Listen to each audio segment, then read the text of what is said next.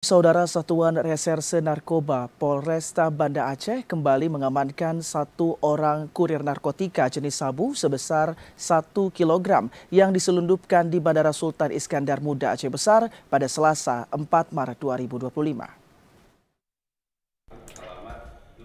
Kepala Satuan Reserse Narkoba Polresta Banda Aceh AKP Rajabul Asra mengatakan, identitas tersangka seorang pria berinisial RM berusia 27 tahun asal Idi Raya Kabupaten Aceh Timur yang berperan menguasai, menerima, membawa dan menjadi perantara dalam jual beli narkotika jenis sabu.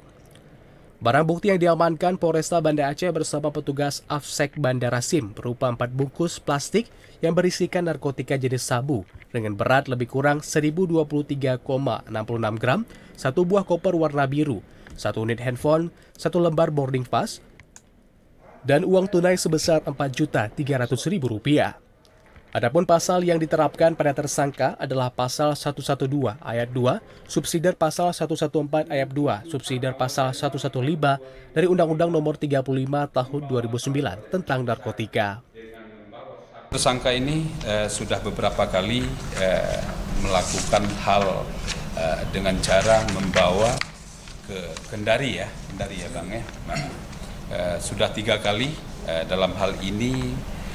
Juga pada pertengahan bulan 6 tahun 2024 juga tersangka ini membawa 1 kg sabu dari Sultan Iskandar Muda dengan tujuan menuju Kendari. Ini juga tersangka menerima upah sebesar 50 juta rupiah. Yang kedua, awal Januari tahun 2025 tersangka juga sama membawa barang haram tersebut seberat 1 kilo dengan upah juga sebesar 50 juta rupiah.